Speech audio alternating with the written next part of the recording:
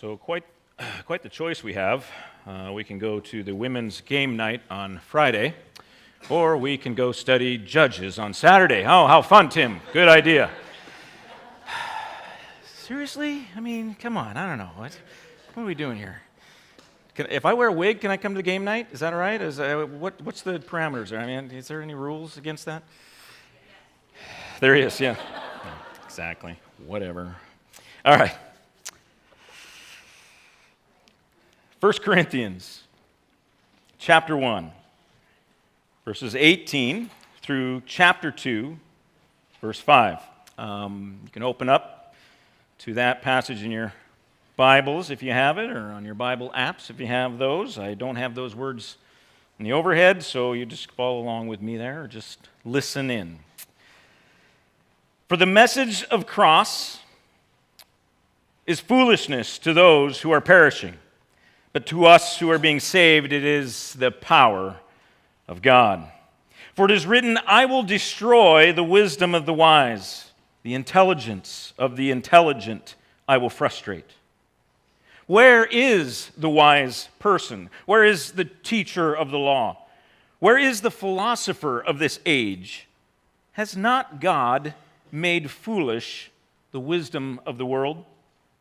For since in the wisdom of God, the world, through its wisdom, did not know him, God was pleased through the foolishness of what was preached to save those who believe. Jews demand a sign, and Greeks look for wisdom, but we preach Christ crucified, a stumbling block to the Jews and foolishness to Gentiles. But to those whom God has called, both Jews and Greeks, Christ, the power of God and the wisdom of God. For the foolishness of God is wiser than human wisdom, and the weakness of God is stronger than human strength. Brothers and sisters, think of what you were when you were called. Not many of you were wise by human standards. Not many were influential. Not many were of noble birth. But God chose the foolish things of the world to shame the wise. God chose the weak things of the world to shame the strong.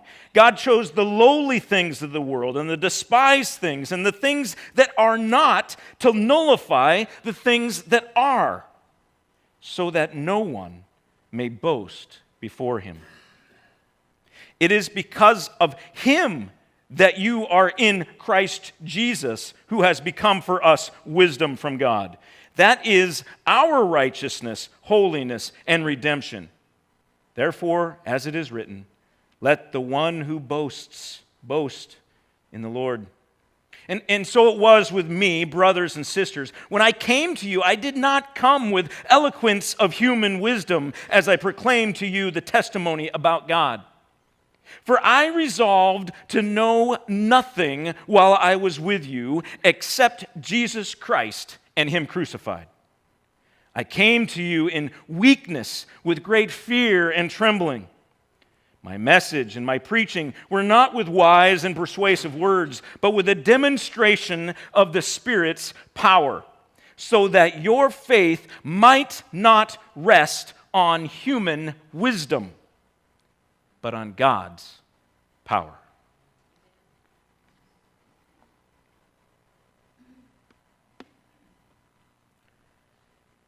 I believe the biggest challenge that the Corinthian church wrestled with, and that Paul is writing to address, was the challenge of the church being impacted and influenced by the culture. The Corinthian church had become enculturated. It had become pluralistic in the sense that it was adopting the cultural beliefs and perspectives into their faith and practice. They were melding Christian ideas with non-Christian ideas and proclaiming them both as Christian. The Corinthians were pluralistic in their understanding of who God was and how they practiced being a church. We see Paul address these pluralisms, these enculturations, over and over again throughout this book. He addresses intellectualism in chapter 1 and chapter 3. Corinth was a hub, a center of brilliance and intelligence and philosophy. And those things and those ideas had infiltrated the church to the point where the church was focused on those things and were trying to take those things and put them into a Christian context. In chapters 5 and 7, Paul deals with the sexual freedom that was surrounding them in the culture that had then entered into the church to the point where they were celebrating these sexual sins and sexual immorality within the walls of the church. In chapter 6, Paul addresses the concepts of these Roman legal rights and perspectives, similar to what we have, that, we have the rights, all these rights in America, right? And so as a result, that had happened in the church, that they were grabbing onto those rights in the culture, and they were saying there were rights as a Christian as well. Also, Paul deals in chapters 8, 10, and 12 with idol worship. Again, Corinth was this hub of activity, and there were all these different spiritual perspectives that were all around them. And so the church had actually begun to take some of those different perspectives and include them as part of what they were doing in their worship. And finally, in chapter 11, Paul also addresses the kind of the elitism that was in that culture and is in ours as well, of the rich being exalted and honored above all else. The biggest challenge that the Corinthian church was dealing with was enculturation, melding cultural perspectives into a Christian perspective and belief. And Paul was being clear that this is wrong. But more so, consider what Jesus says in Matthew chapter 15, verses 7 to 9, where he's challenging the Pharisees because they were using cultural laws about money in order to kind of reserve for themselves kind of this, ability to provide for themselves and not have to provide for their parents. So they were kind of like trying to get out of having to honor their parents and take care of them, and so that we could save money. And so they use these rules in the culture around them. And so listen to these verses here. You hypocrites, Jesus says, Isaiah was right when he prophesied about you. These people honor me with their lips, but their hearts are far from me. They worship me in vain. Their teachings are merely human rules. Their teachings are merely human rules. Jesus was preaching against enculturation. He was preaching against them taking cultural perspectives and incorporating them into Christianity. The reality is that Christianity, at its foundation, is counter-cultural. Christianity is a culture of its own. And the minute you begin to change it by allowing this culture to impact or influence Christian culture, then it is no longer Christian culture. You are creating something wholly different. This same reality and same struggle is ours today. I would say actually that this reality is just a common struggle for all of mankind and every church. We struggle with pluralistic perspectives. We struggle with this enculturation. We live in this culture and it is influencing us, and it influences how we think and how we view God and how we practice being a church. Plenty of examples of that. How it influences our faith is through the perspective of triumphalism. The idea that when you become a Christian, it's all about getting goodies, right? It's all about your life going to be better because you're a Christian now, and that, you're going to have all these good. God is just wanting to bless you, and He's just going to dump all this stuff on you, and you're going to be rich and you're happy and healthy and all this kind of stuff. This is an American perspective that has worked its way into the theology of some churches. Spiritualism is another. The idea, the concept that all roads lead to God. That it doesn't really matter what you believe, that they're all to the same God. And so we can, in our culture here in America, we're going to accept all the different ways and different forms of religion, right? And that Eastern religion or Western religion, it doesn't matter, the Jewish perspectives or Muslim perspectives, let's just incorporate them all. All of them have something to say about how we're going to worship God. And some churches have taken that approach and allowed that to happen within their churches. Ethics is another one. And what I mean by this is specifically the concept that love is the most important thing. That love is actually above God. That it's all about love. If we would just love more, then everything would be great. The world would be a happy place. The great theologian Jimi Hendrix, he said that when the power of love overcomes the love of power, the world will know peace. And we, as Christians in churches today, have a tendency to grab onto this love concept because we really like love, and it's a good thing, and it is part of who God is. We love to grab onto that love and embrace that and make that's what it's all about. That love trumps everything. Love defeats everything. Love wins. Another influence in our faith is the concept of self-sufficiency, that God helps those who help themselves. This is a concept. It is not a biblical concept. It is a cultural concept that has worked its way into the church, and we have churches that are promoting this kind of perspective. Tolerance is another influence in the faith, to live and to let live. The idea that we have to accept every different truth as true. Of course, in our amazing culture in America, marketing has hugely impacted the church today. That God is a product to sell. On the other side, consumerism, that God is a product to purchase, to own, to obtain. Our culture also impacts how we practice church. Some churches seek to entertain. They're the church of a rock concert. They're the church that's all about this, come and see this amazing concert that we have every Sunday. They're the entertainment church, the church that is seeking to entertain our culture. There are some churches that are about motivation. They're motivational speaker churches. They're the self-help church. Come to this church so that you can figure out how to live your life better. Come to figure out how, you just put these principles into practice and you will be a better person and you'll have more success or whatever it may be.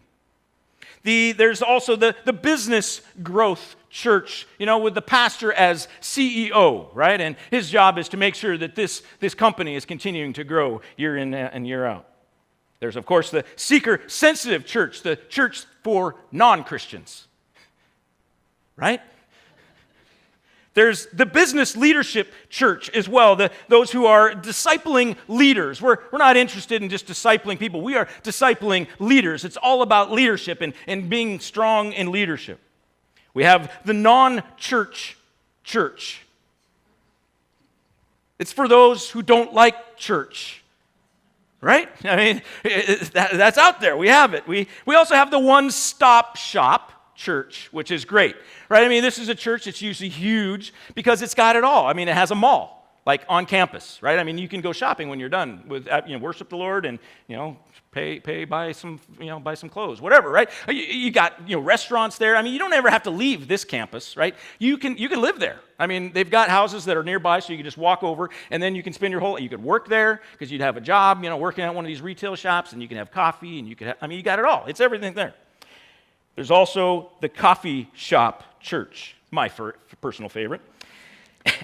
The comfortable place to be, to hang out with family and friends. These are all different ways that our culture has infiltrated the church. Did I leave anybody out? I think I got probably most people, right?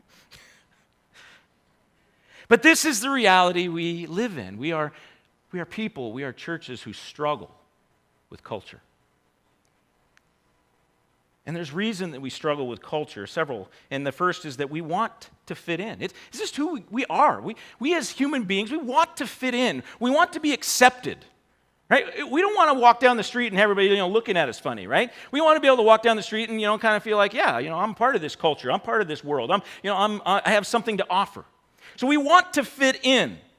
And so we seek to be accepted by the culture as a church. We want the church to accept us. As pastors, we long to be respected by the intellectuals in culture. That we would have something to offer. That I'm not totally crazy, not having total ideas, but I've got some good stuff. I got some good perspective to bring to the argument, or to the I don't know what it is, whatever it is, the thing, the table. There you go, the table. Yeah, it's just a table. It's just I don't know why I can't think of table, but it's there anyway.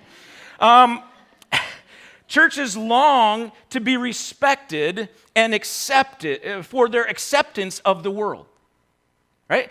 We want the world to look at the church and go, oh, wow, man, they do a really good job of accepting everybody in. Everybody can come in, doesn't matter what you think, doesn't matter what you believe, we want you to come in. So we want to be known and respected for being accepting. We want to be known and accepted for our community service and what the good job we do in the community and how we impact those who need help and how we're involved in serving. We want to be respected for maybe even our music or our ministries. That we have the best worship leader in town, and we do. And amen, right? I mean, it's so awesome. Anyway, so that we would be celebrating that, and that, don't you want to be a part of this amazing ministry that we have, and have concerts during the week and all of that. Part of this idea and this desire to fit in and to be accepted by the culture is kind of the opposite of that, too. We fear being labeled crazy. We fear being labeled extreme. We fear being labeled foolish. We want to be legitimized by the culture. Another part of this struggle with the culture is that we want to attract the culture. I mean, it's part of being a church, right?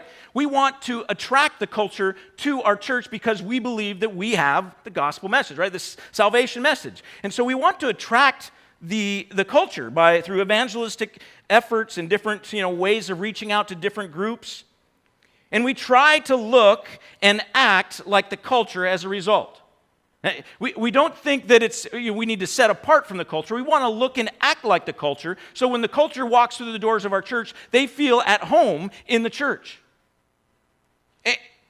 And the motivation for this is good, right? We want to be able to share the love of Christ with them. This is the whole concept of seeker-friendly services, is that the idea is that the non-Christian would feel comfortable in the church. And once they feel comfortable in the church, sitting in the pews, they would hear the message and they'd give their life to Christ. I'm not saying this is like a totally wrong philosophy, but understand underneath that is potentially the desire to be accepted by the culture, not to be counterculture, not to be accepted by Christ instead. And so we give up things in order to try to get that, right? We give up perspectives. Finally, I think part of our struggle with the culture is that we want to be successful. We as a church want to be successful. We want to have kingdom impact. Right? I mean, who goes to a church and says, oh boy, I hope this church in a couple of years will just close its doors? Right? I mean, when you commit to a church, that's not what you're thinking. You're thinking, oh man, I'm excited. Now maybe you don't want huge growth. I don't want to be a mega church. But maybe you're like, yeah, I want this church to continue to have influence and do some good things. I want this church to be successful. This is a common thing, a right thing for us as a congregation to think. But it can be corrupt at times. And so we look for kingdom impact. How can we make a difference? And the way that we track making a difference seems to always fall back on numbers. Right? How many people are coming through the door? How many people are in small groups? How much money has been given? How many people did we send on the mission field? How many? It's always numbers. And then sometimes people don't like the word numbers, and so we throw in the word growth. We want to be a church of growth. Well, what does growth mean? Numbers, right? We want a church that's growing, and numerically growing, financially growing, and its mission impact growing. You know what I'm saying? It's numbers again. So in our struggle with the culture, we have a desire to fit in. We want to attract the culture in order to share the gospel. And we also want to be a successful church, but the question has to be asked, what are we compromising in order to do that? Too often, we as churches compromise our theology and our practice in order to fit into the culture, to attract the culture, and to be a successful church.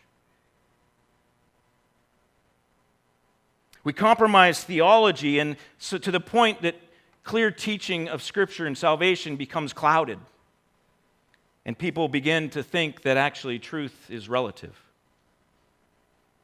and that they can bring their truths from the world into the church and they fit.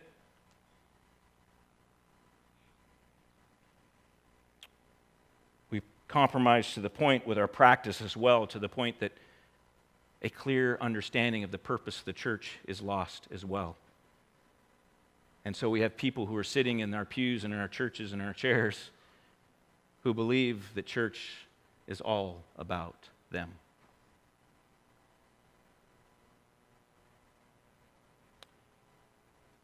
We have to resist the pull of culture.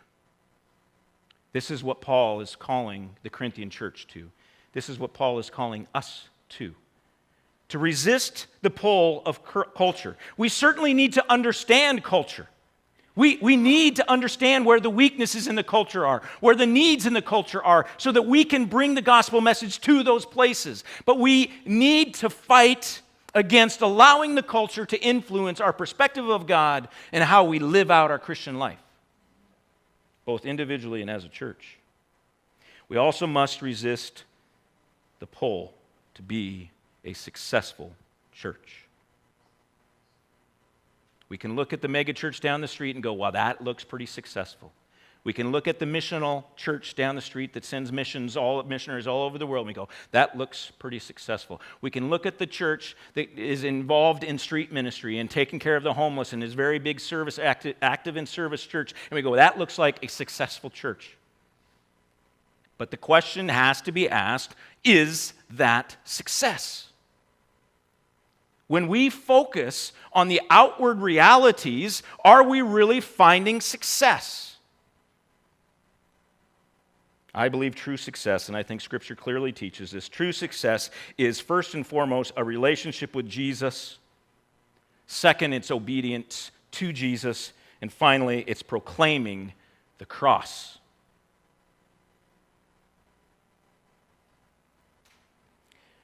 Paul, in his passage here, is calling the Corinthian church, and he's calling us to foolishness. He says, look, did the world save you? This is the question he's asking. Did the world save you? You were in the world. You lived there for a long time. Did the world save you? And the answer is obvious, no. Jesus saved you. So why are you still trying to live according to their rules? Why are you still trying to live according to their intelligence and their wisdom? It was Jesus who saved you.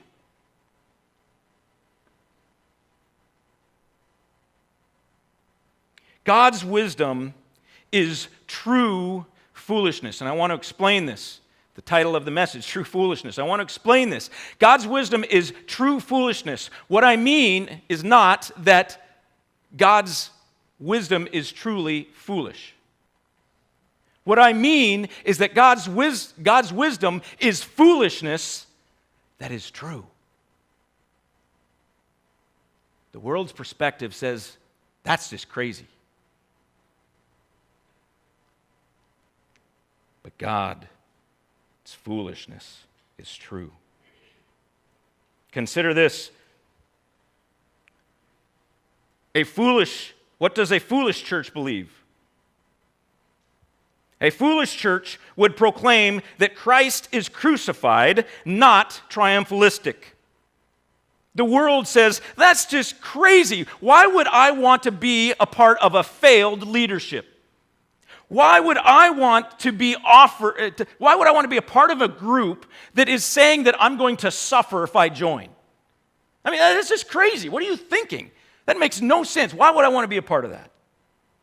A foolish church proclaims one way to Christ, not all roads lead to Christ. And the world says, that's foolishness. Why join such arrogance and judgmentalism? I mean, who says that you have the corner on truth? I mean, come on, there's a lot of different perspectives out there. Why is yours right and mine not? You're a fool.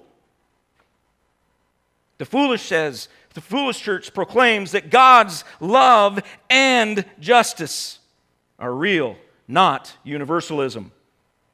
And the church in the world says that's foolishness. Why would I want to join a God who is filled with wrath and judgment?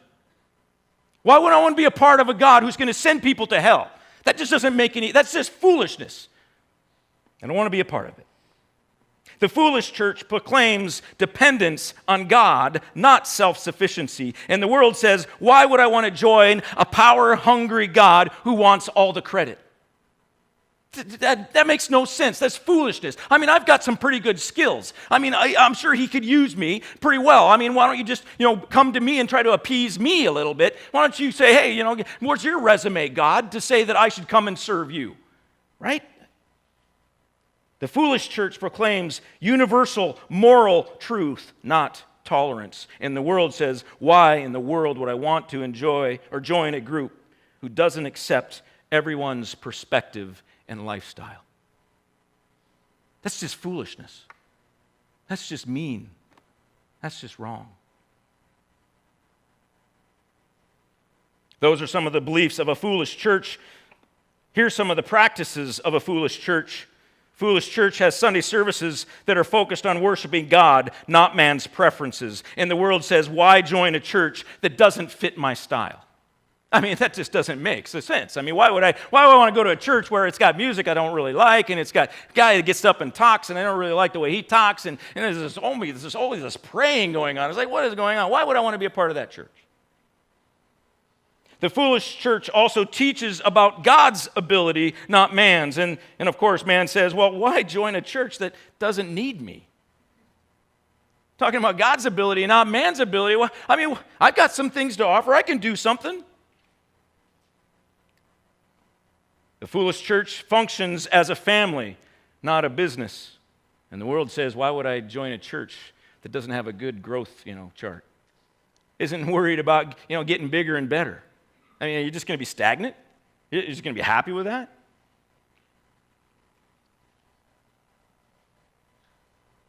Foolish church has a service for Christians to worship God, not to entertain non-Christians. And the world says, why join a church that makes me feel guilty about my sin? I mean, really, that's what I want to do on Sunday. I mean, I get Sunday morning off, right? And that's the one day of the week that I can really kind of be lazy. And you're saying, oh, yeah, I want you to come to church, and I want you to sit through a service where they get up in front and they start ragging on me about all my sin. Oh, yeah, that's exactly what I want to do on Sunday morning. Thank you, not. A foolish church is a place where Christians worship and serve, not get what they want. And the world says, why join a church where my spiritual needs are not met?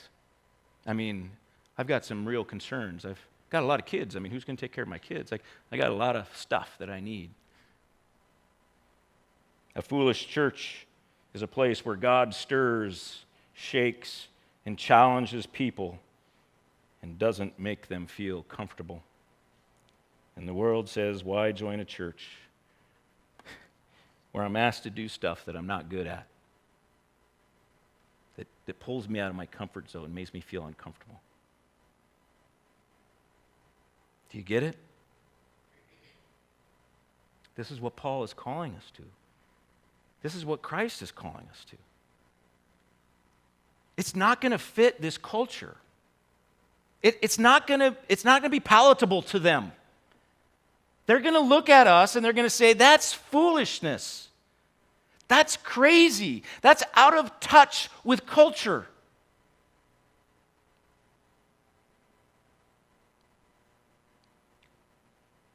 God chooses fools. God chooses fools. Consider Noah. What a fool. You're building an ark that's going to have 2 of every animal in it. Yeah, right. Yeah, can you imagine? I just watched Evan Almighty, right, the other day, which is a great, reenactment of this whole Noah thing, right? I mean, really, it's true, right? I mean, wouldn't the culture around be going, what are you doing? You are crazy. You are off your rocker. Oh, you talked to God. Yeah, it's going to rain. Yeah, we haven't had rain in how, yeah. You know what I'm saying? What a fool for God. Consider Gideon. He's going up an army of 100,000 soldiers, highly trained soldiers, okay? And he brings 300 men and some clay pots and some lamps.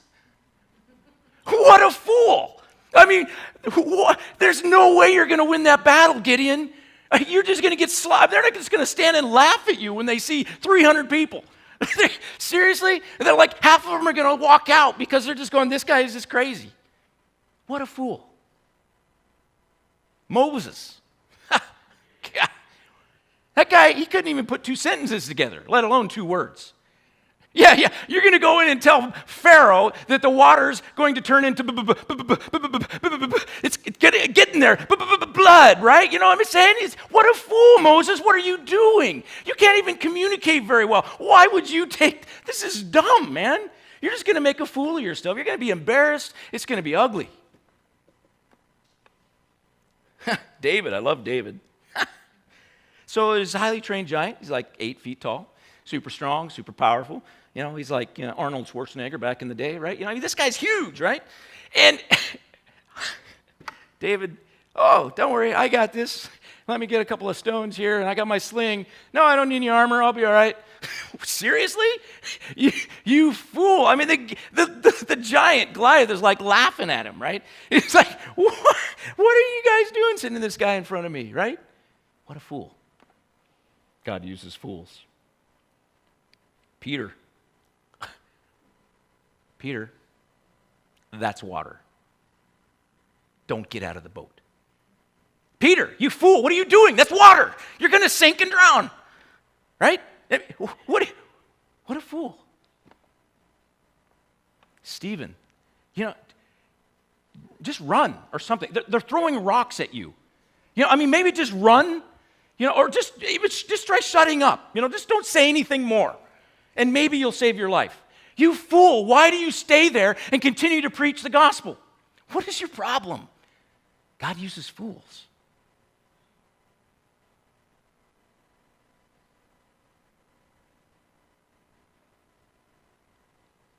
Let's bring it home. Mike Mercer.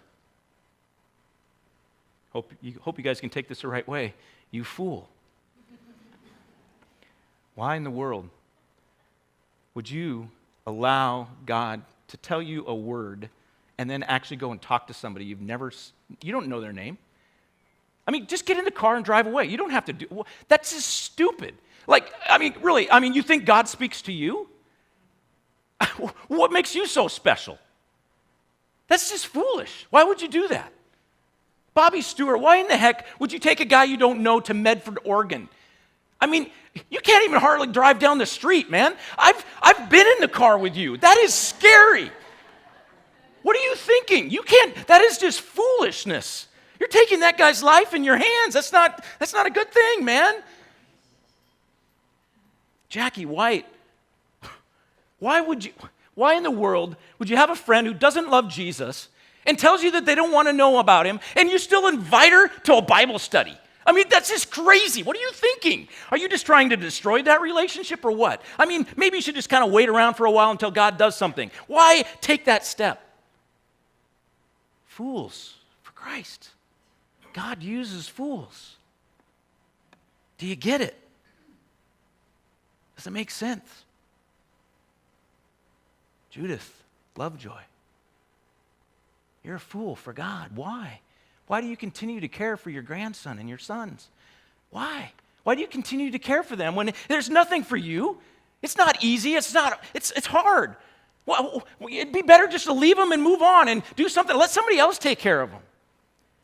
Do you get it? Why? Because my daughters want me to put my grandson in a home. But why would I have a reason to get up? Girl. Go, girl. Yeah. God, yeah, that's awesome. Tells me you need to do Yeah, God uses fools. I love it.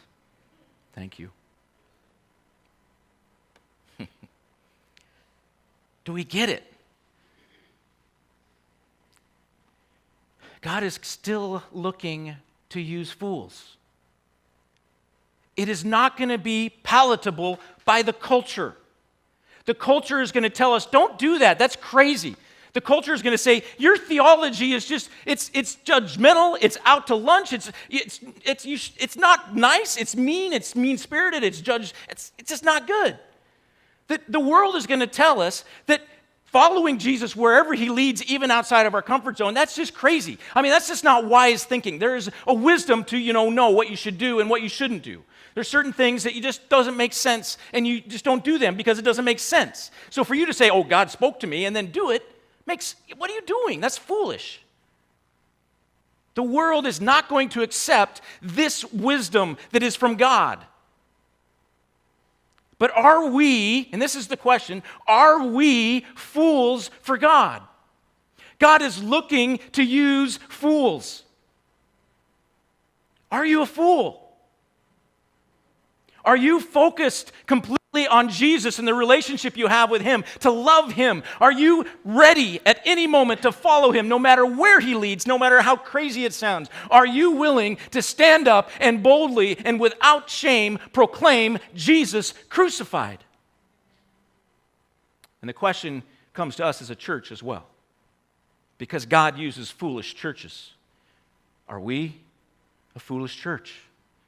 Is Jesus the focus in a relationship, a personal, intimate relationship with him? Is that our focus? Is that the most important thing? Is that what we're striving for above all else? Are we willing to follow Jesus wherever he leads us as a church? No matter how crazy it seems, no matter how wild-fetched it is, no matter how much we can't afford it, no matter how much we can't do it, no matter what, are we willing to follow him wherever he leads? And are we willing to stand up and unashamedly proclaim Jesus crucified? These are fools that Jesus uses. Worship team, come forward.